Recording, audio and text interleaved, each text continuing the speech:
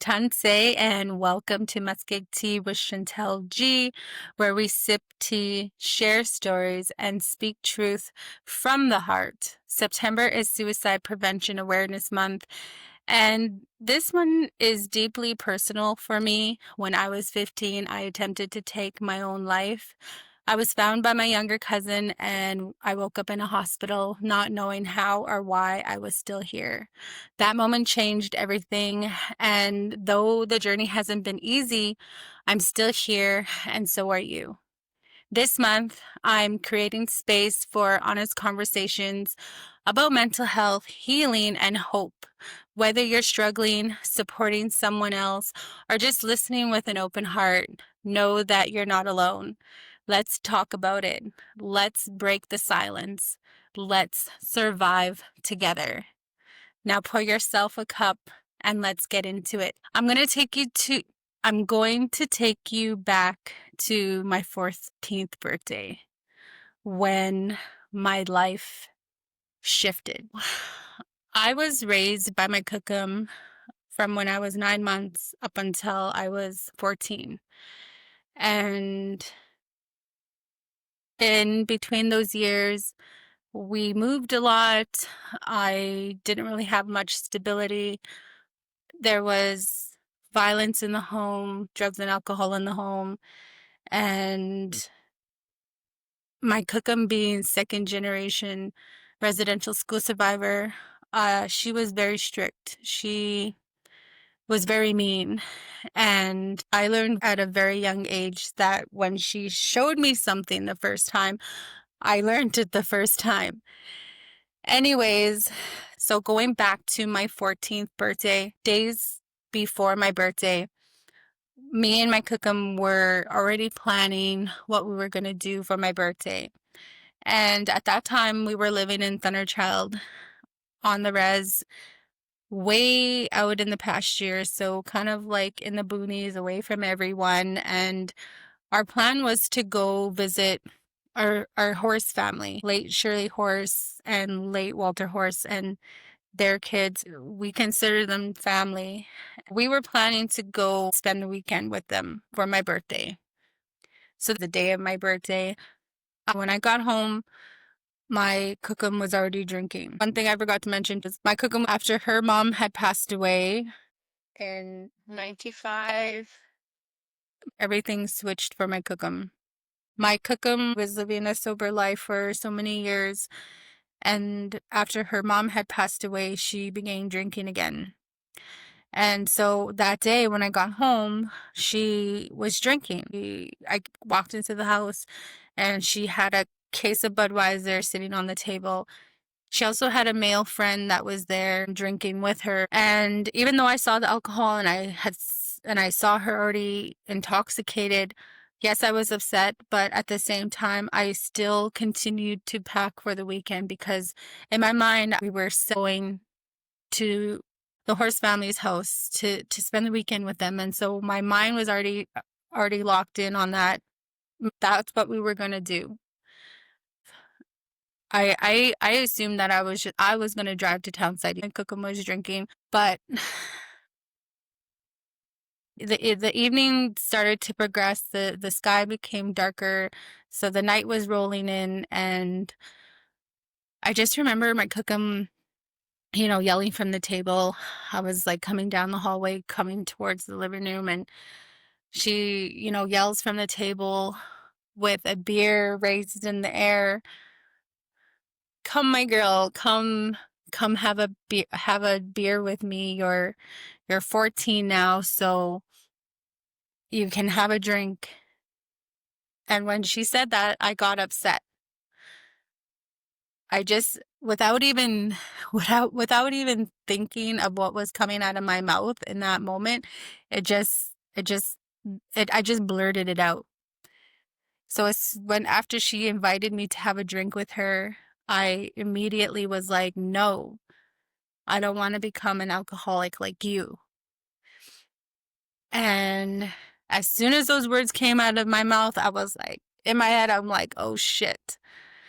And sure enough, my cookum gets up from the table. She comes stomping towards me, and right in my face, she questions me, "What did you just say?" And again, like, even though I was thinking like, "Oh shit," I was still mad. I was still angry. I was angry and hurt that she decided to drink on my birthday. Like, even though she knew we had plans to go spend time with our family for my birthday, she decided to drink. So of course I was angry, I was hurt. And so I just said it again. I'm like, "No, I don't want to drink because I don't want to turn into an alcoholic like you." And as soon as I said that, bam, she smacked me across the face. And I just like looked right back at her, and I just like gunned her down. Like, I just gunned her down, and she smacked me again. And again, I just looked back at her like, I just looked at her like, "What, is that all you got?" Like, I've gone down this road with you so many times of you slapping me out, hurting me, beating me with a belt. Like, I gone down this road so many times with you, and you smack me across the face is not going to do anything. And third smack, without even thinking, my body reacted. After she smacked me the third time, I winded up, and I smacked her back. I smacked her as hard as I could right across her face, and her glasses went flying because she was wearing glasses at that time, and her glasses went flying, and she just looked right back at me, and she just grabbed my hair. She grabbed my hair, so after she grabbed my hair, I grabbed her hair, and we just started wrestling around. Of course, she was stronger than me, and so she slammed me down. I bounced off the coffee table because she slammed me down onto the coffee table, and my ass went bouncing off the coffee table onto the floor.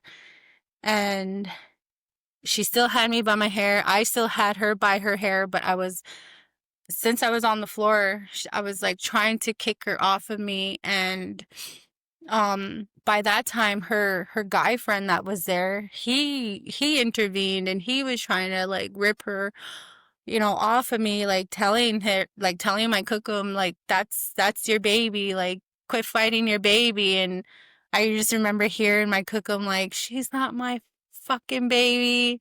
Fuck her, that's fucking little bitch." She was raging, and I was just like, I feel like I was fighting for my life. But eventually I kicked her off of me, and I jumped up. I went racing out of the house, and the way the porch was set up at that time, there was like a wheelchair ramp, and so it went in a U shape.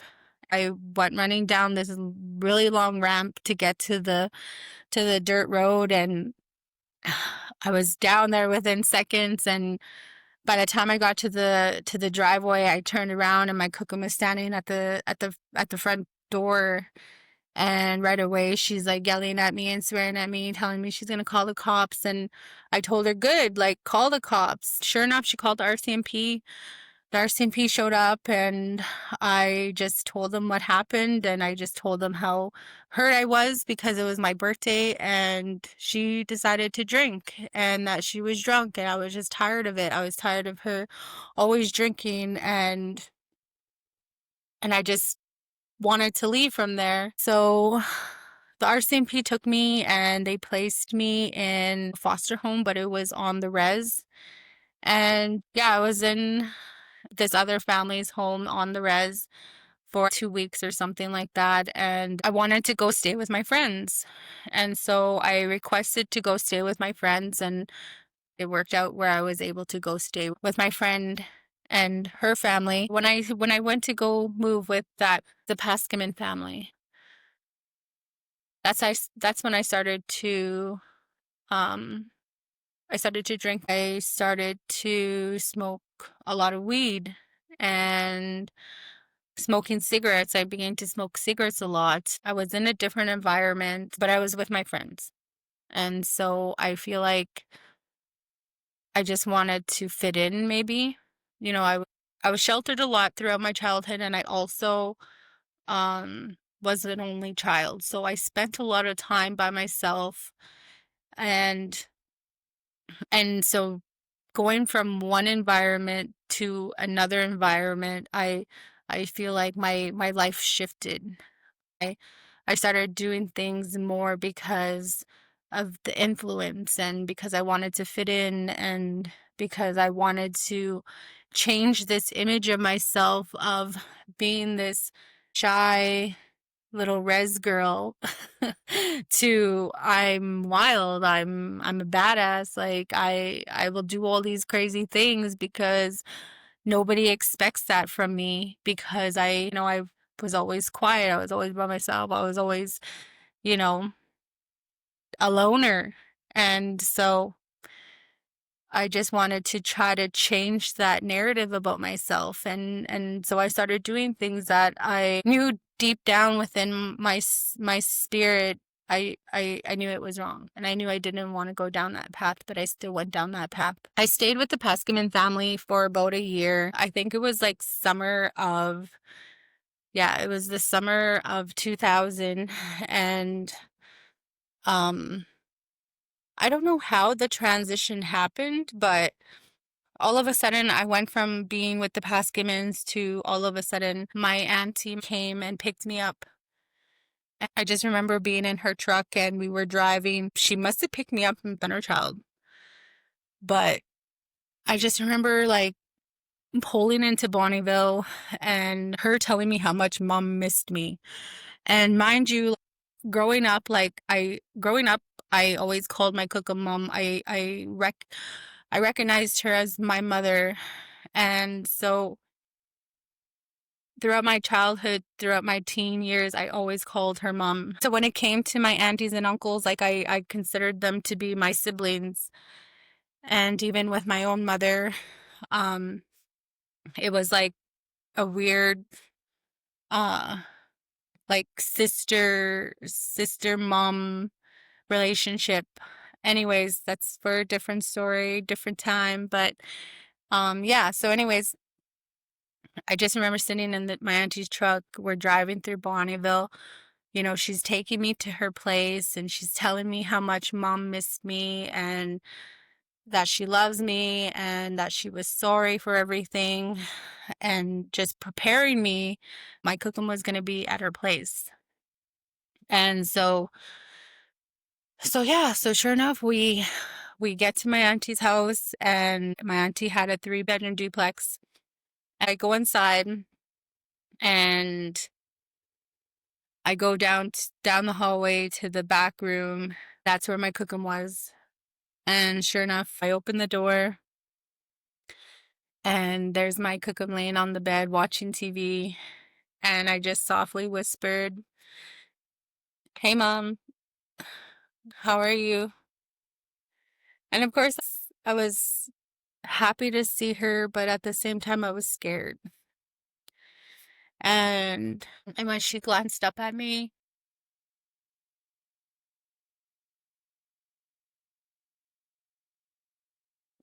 she immediately started tearing up. Of course, I started tearing up as well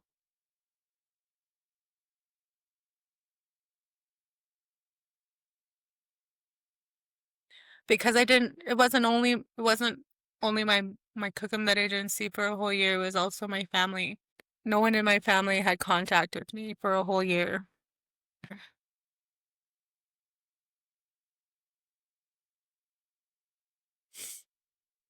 So seeing her it was really emotional.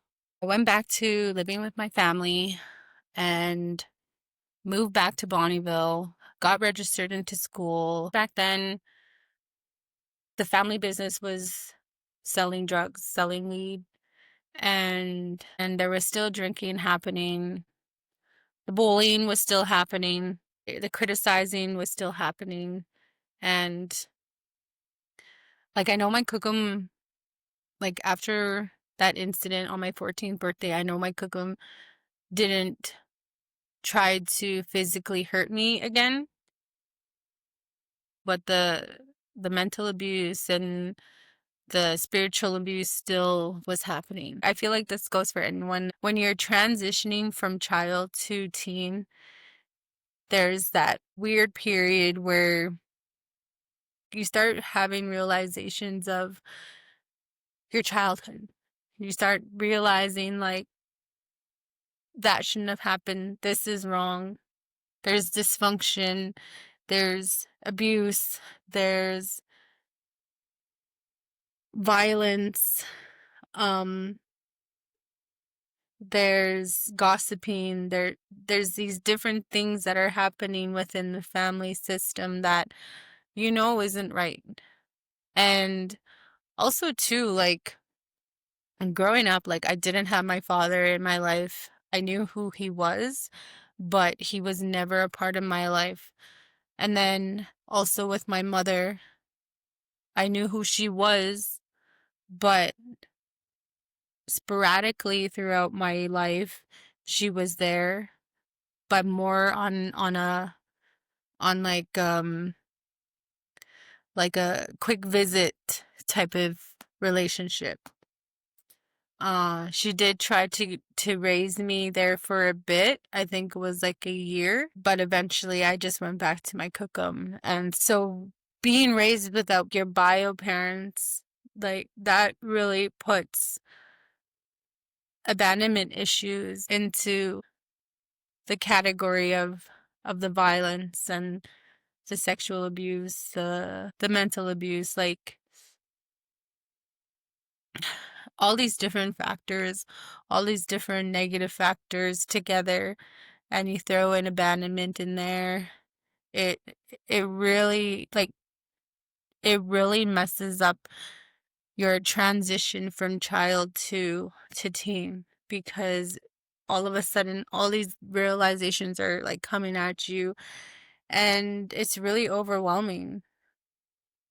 It's really overwhelming because when you already have your mental health, declining, and you have anxiety and you feel like you're walking on eggshells, and then you have all these realizations hit you all at once, it does really mess with your mental health. At least for me anyways. So as I was saying, being away from my family for a whole year and moving back and seeing that nothing was changing, like nothing had changed, like everybody was still the same way. There was still a lot of dysfunction. My cookum was still drinking. My aunties and uncles were all still drinking. I was still being criticized. I was being criticized about the way I looked, criticized about my weight, uh, being called names if I didn't do things for a certain way, or if I wasn't babysitting or whatever, being called down for that. Um, there's all these different things that were still happening from when I was a child. It was from when I was a child. It was still happening going into my teens. And I remember this time where I was getting so stressed out about this, like thinking, like, why isn't my family changing? Why is my family so dysfunction? Why do we hurt each other? Why do we say stuff about each other? Like, why is all of this happening? Like, I never understood why.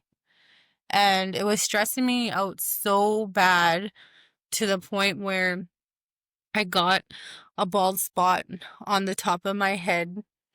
And it was the size of, like, maybe a quarter a loonie. It was a fair size anyways. And it was, like, right at the top of my head. And so got this bald spot on the top of my head. And shortly after I got that bald spot, I had white hair growing from that bald spot.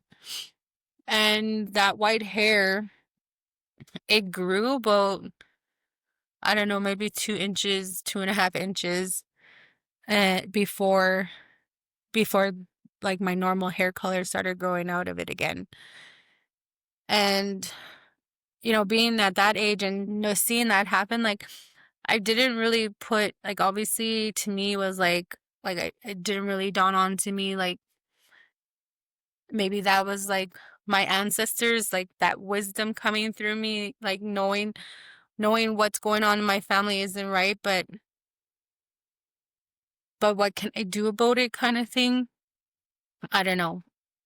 Anyways, so that bald spot grew back, like the regular hair grew back, but there was that white hair, and I'll never forget that. I will never forget that. But on my 15th birthday, and this is like no word of a lie, my 15th birthday was the only time that I can actually remember throughout my whole childhood, up until that moment where I was actually celebrated, like where my birthday was actually celebrated, because my auntie got me a cake, they made a dinner, and I think I got like a present, maybe one or two presents. That was the first time, from what I can remember, throughout my childhood, that was the first time I was actually celebrated. That was the first time I had a cake just with my name on it, a birthday card, a couple presents, my family singing happy birthday to me. There's dinner made. That was the first time I've ever had something like that. That was very meaningful. That really made me feel special in that moment. But there was still something missing. There was still something that was causing me to feel very alone. And I think what it really came down to was the fact that my cooking was still drinking. That her drinking really triggered something within me. And so after my 15th birthday, I started contemplating taking my life. I was contemplating not wanting to be here anymore. I was already gone for a whole year. Nobody tried to reach out to me. Nobody tried to contact me. It was like I was already dead for that 1 year I was gone.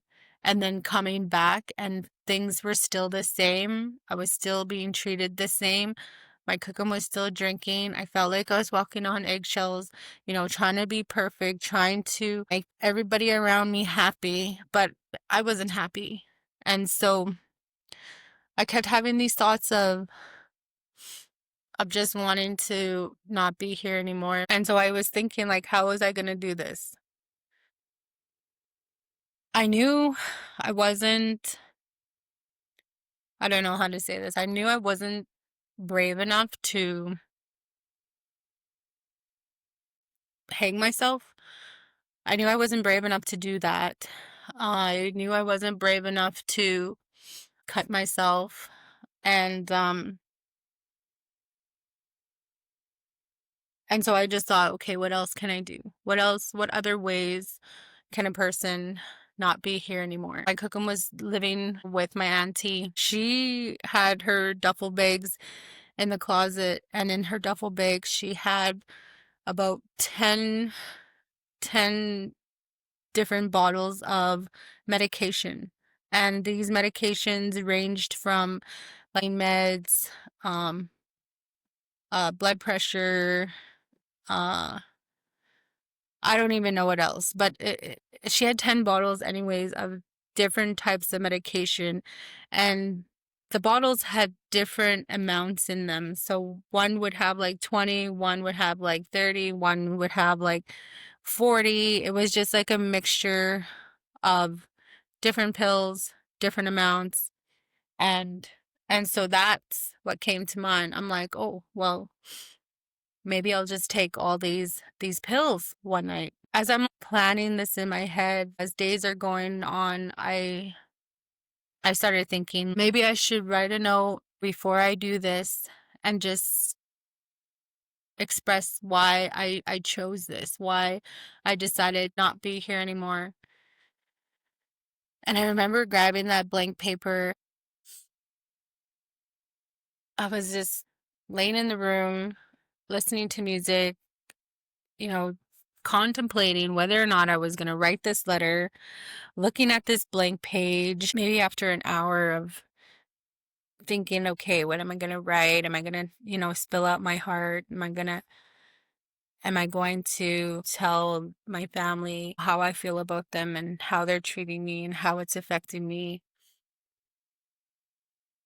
Ultimately, I said, fuck it. I thought, you know what? They already don't care. They didn't see me for a whole year, didn't reach out. I come back and it's just the same fucking shit still. And so why bother? Why bother writing a letter?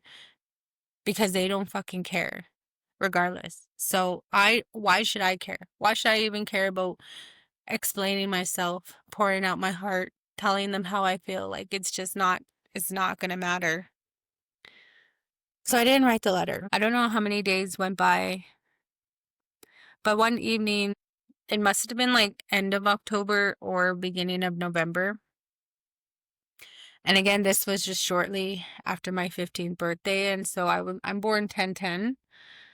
And I'm thinking it was sometime in November because it was starting to snow then and it was beginning to become colder outside.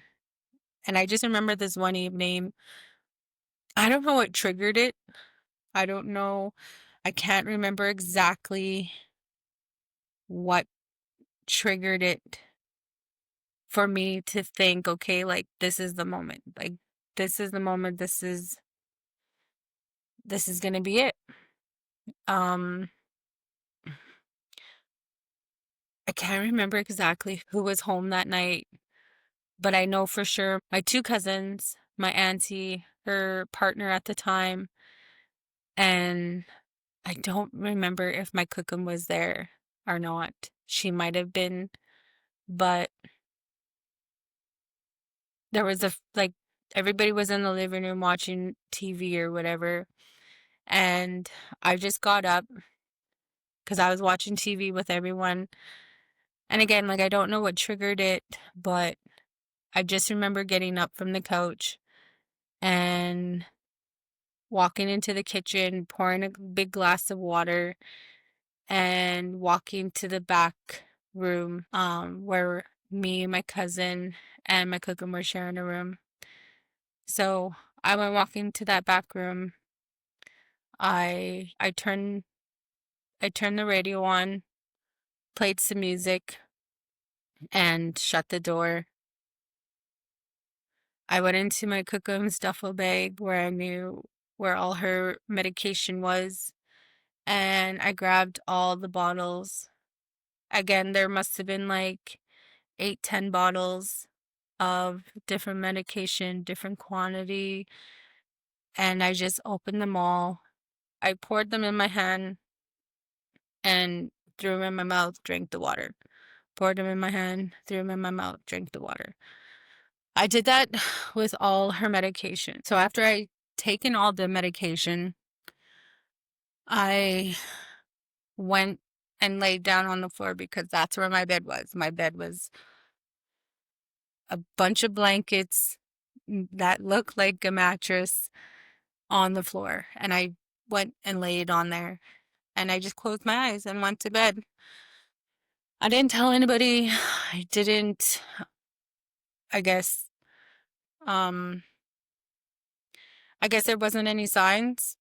I'm assuming my family just thought I went to go lay down or I was tired or whatever, but they,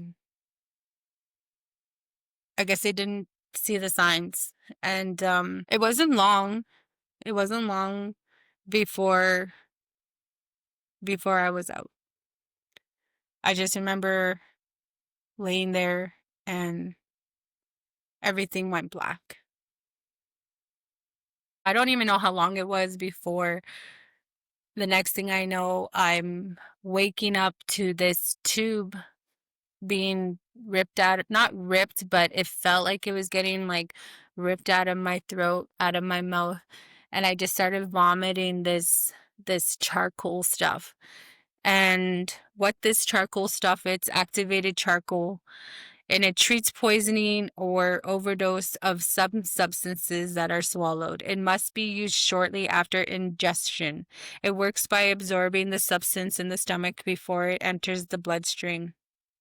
And and so that's what that was. After I started puking, I look like down at my body, and I was in a gown, but I didn't have I didn't have a top on, I didn't have my bra on. I was wearing my underwear, and the gown was like open, so my body was being exposed. And so I have like this charcoal like all over my chest, like all over my stomach, onto my legs now because I'm like puking it out. And I just remember like seeing my chest exposed, and I'm like disoriented, and I'm just kind of like looking around, and I see the nurses and stuff, and they're trying to like let me know that I'm going to be okay. They're telling me I'm at the hospital, that I was brought in by the ambulance. And And as they're trying to explain this stuff to me, I'm like looking for a family member. I'm like looking in the crowd, what seemed like a crowd, for a familiar face. And eventually I looked to my left side, and instead of seeing my auntie there or my cookum, I saw my auntie's partner. And in that moment, I felt so freaking violated. I felt so violated because I didn't trust this person. And and as soon as I saw him, I immediately grabbed the gown that was opened. I tried to like cover my chest. I tried to cover my body. I looked back at him, and he's looking at me with disgust. He's looking at me with anger and judgment. And all he said was, "We're going to talk about this when you come home."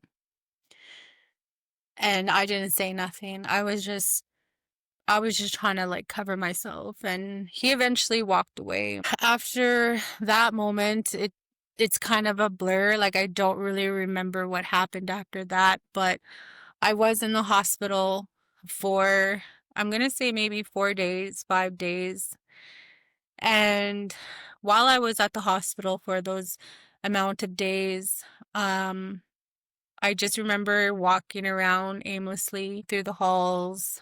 Um, I would walk to the TV room, walk to the front door, but I wouldn't go outside. I didn't go outside once. I just kind of roamed around the hallways and stayed in my room. One afternoon, I was looking out the window, and so these elderly women, they came and sat beside me, and they they were asking how I was doing, and just the tone in their voice was so calming. They were like, their tone was so gentle, so kind.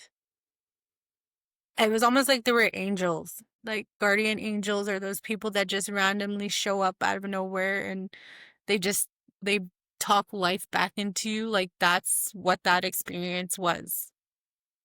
But they were asking me like, why would you do that? Like why would you try to hurt yourself to the point where you're not here anymore? And and when somebody asks you that, I know for myself anyways, in that moment, I had so many different thoughts going through my head of like why I did it, why I was sad, why I was unhappy, why I didn't want to be here. I had so many answers, but none of it was leaving my mouth. I just sat there and shrugged my shoulders. Like I don't know why. But really I did. And they just reassured me that that there's reasons to live, and that I was just young, that I was just a baby, and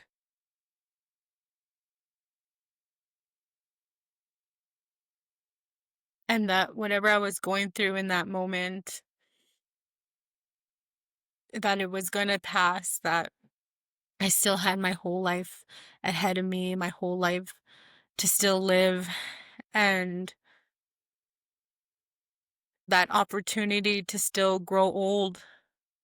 And they told me that, like, I'm not alone, that if I didn't have anybody in my family to talk to, if I didn't feel safe, that I could always go see them, that I could always go to the hospital and see them and talk to them, and that, there's always going to be somebody out there that's going to be there for you, and not to make that choice of self-harming or to take my life like that. That moment really stuck with me. Those two ladies, those two older ladies, that same evening that I spoke with those ladies, I was, roaming around by myself, and eventually I ended up in the TV room. It was snowing, and so the way the room is set up, it has like these glass windows that kind of go up towards like the roof. So it's almost like a glass roof um area. And I was watching Much Music, and that song by Nelly Furtado, like Nelly Furtado just hit the music scene, and she came out with that song, I'm Like a Bird. That song started playing on the TV, and I just remember watching the snow hit the glass while the song it was playing, and just feeling um almost like free in that moment. Like that moment of peace, like that moment of like, maybe this life, maybe I can still live this life. Like, I don't know, but I was given a second chance, or I was I was saved, I guess. Like, I'm still here. I didn't know why I was still here, like, but now to this day, like every time I hear that song, I'm Like a Bird by Nelly Furtado, I always think about that moment sitting in the hospital by myself after a failed suicide attempt, and just thinking, like, I wish I was a bird. I wish I could just fly away and be away from here, but I can't. So now what? That whole time that I was in the hospital, none of my family members came to see me, not my cookum, not my aunties, not my uncles, nobody. Nobody in my family came to see me. Nobody came nobody came to check up on me. When I went home, I can't remember. I think it was my auntie's partner at the time that picked me up from the hospital. And the drive home was dead silence. Dead silence. And when I got back to the house and I went inside the house, it was dead silence. No, like nobody, no adults came to speak to me, to come ask me why I was choosing that, or why I did that, what pushed me to do that. Like, nobody came to talk to me, and so that feeling, again, it was like a very lonely feeling. It was a very isolated feeling. It was a very, again, like a feeling of abandonment, feeling like, again, like, I wish I wasn't here. I wish I had somebody that actually cared. I wish I had somebody that actually, loved me. I was just, it was just a really shitty ass feeling, going back to my auntie's place, and nobody talked to me. Nobody talked to me about what was going on. And, that's, I guess that's what kind of made me spiral a little bit. After that failed suicide attempt, I started to drink more. I began experimenting with other substances. So I I used ecstasy, I used mushrooms. Um, when by the time I turned 16, I tried meth for the first time. Ultimately, it was always alcohol that became my drug of choice. And by the time I turned 18, I truly feel like if I didn't become pregnant with my son when I did, I wouldn't be here right now. Having my son when I did, being 19, I uh I really feel like he gave me purpose. He gave me a reason to live. I truly feel like if I didn't have him when I had him, I wouldn't be here at all. But, having my son, it gave me purpose. It gave me a feeling of trying to create something that I never had, and that was a family, that was, a stability, a happy home. But when you have trauma and you don't heal that trauma, it's really hard to create a safe home without drugs and alcohol. And and then of course, if you're with somebody who also has trauma, then it comes from both ends. It comes from both sides. It comes from the mother and father. And so being young and trying to have something that I never had, and that was a healthy family, a loving family, it became difficult because, like I said, I was still drinking. My son's father, he was also into substances, and so when you're mixing alcohol and substances with two people that are trauma bond, then it's a mix, it's a recipe for disaster, because then we started hurting each other. Then that's the where the family violence came in. It was just a tough thing to go through. As the years went on, I feel like I was still like going from a teen to a young mother, um, to a young adult. I was still going through a lot of grief, a lot of pain, um a lot of hurt. I didn't know how to navigate through my pain, through my trauma in a healthy way, because it was something I was never taught. And so I would always mask it with alcohol, and of course drinking led me down different paths of substance abuse. And so with that, it was just like a mixture of disaster, and then also that after leaving my son's father, I eventually got into other relationships that were very toxic.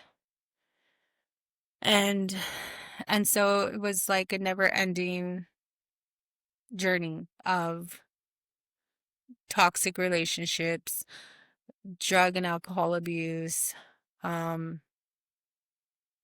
not taking care of myself, not respecting myself, and then also raising my son through all of that, you know, caused him trauma as well. I can honestly say I was experiencing soft suicide.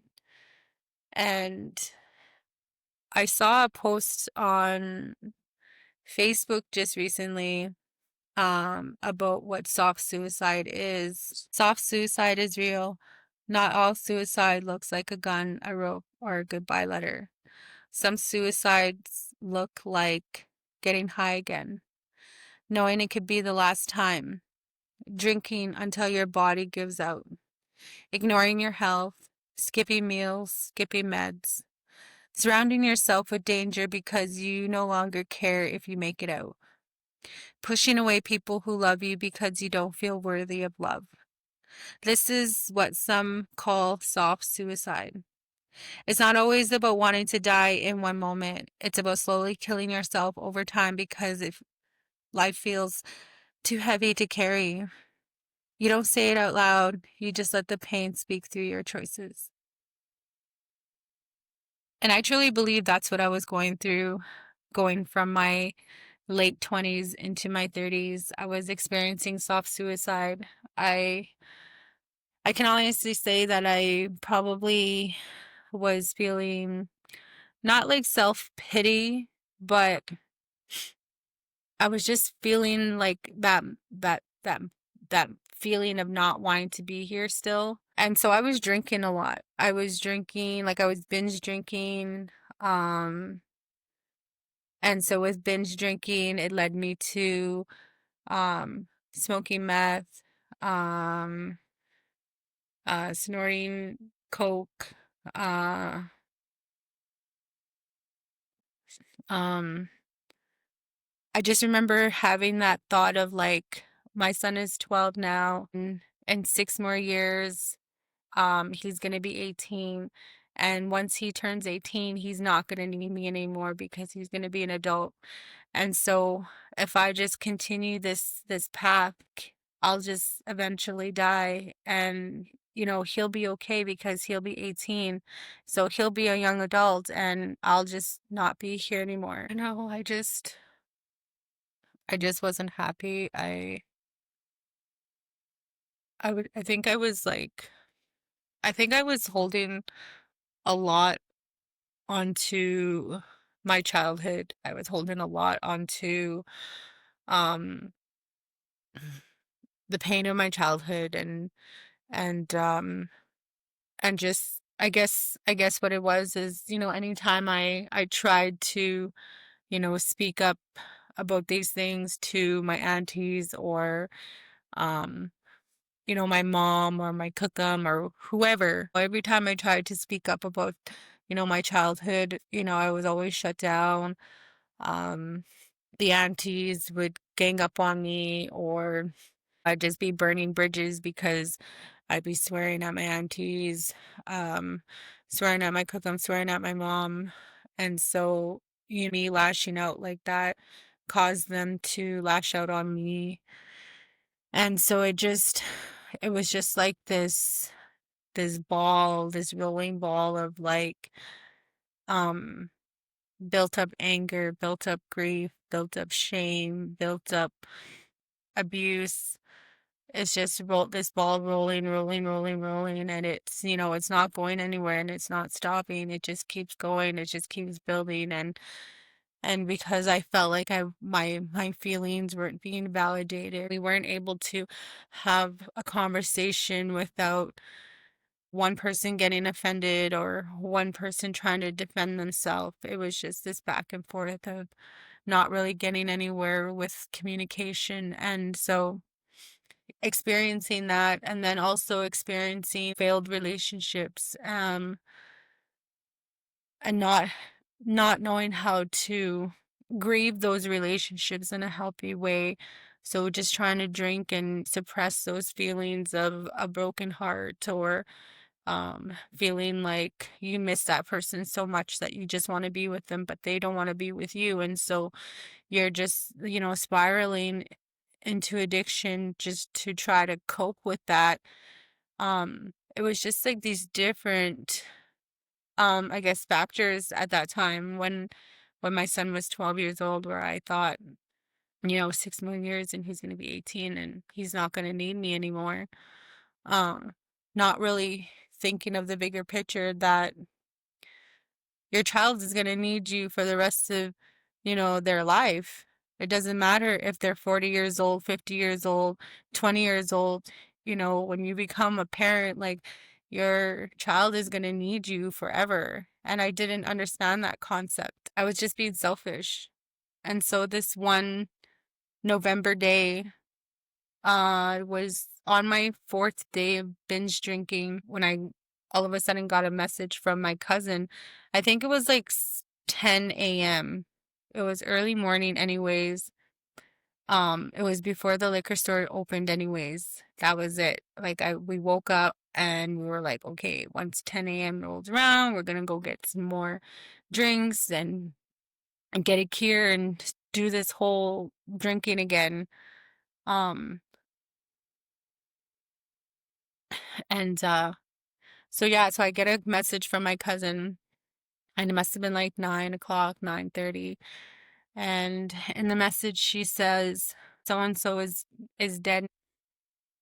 And I was like, what? And I'm like, yeah, right. And my cousin was like, no, really, he he's dead. He committed suicide. And I'm like, as if. And my cousin was like, seriously, he's in my kitchen. And I called her on Messenger, and when she answered, she was sobbing. She couldn't even get like the words out, but she was just sobbing. And she kept saying like over and over, like, he's dead, he hung himself. And so I hung up the call and I told my male cousin and my friend what happened. And I just remember running to my vehicle, jumping in my vehicle and like cruising over to her place. It took me about 10 minutes, not even to get to her place. I lived in Twilliger area at the time, and my cousin lived in Millwoods area at the time. And so it took me like 10 minutes to get to her place. Um, when I pulled into the complex, um, there was already a cop car there, an ambulance. I go running up to her front door and I'm like, banging on the window, banging on the door. Um, the curtain flies open and there's like a cop looking at me, and he must have asked my cousin if I could be let in, and so he closes the curtain, they open the door, and I just remember looking at my cousin and she was crouched down on the floor crying, and beside her was her partner at the time. And I just saw his foot, and there was a white sheet already over him. And so I went walking into her place, and I just crouched down beside her and I just started hugging her. I'm like, you just come to my place. And so she had already spoken with the Edmonton police, and then they were just like instructing her they were just going to be waiting for the coroner to get there so that they can take him out of the house. And I don't even know how long that took, but eventually his body was taken from her place. My cousin came with me to my place that morning, changed my mindset. That morning really made me give my head a shake of what I was experiencing. I was binge drinking consistently. I was using substances to numb my feelings, to numb my pain, that soft suicide, not really looking at the bigger picture, basically taking my life for granted, not honoring this life that was gifted to me.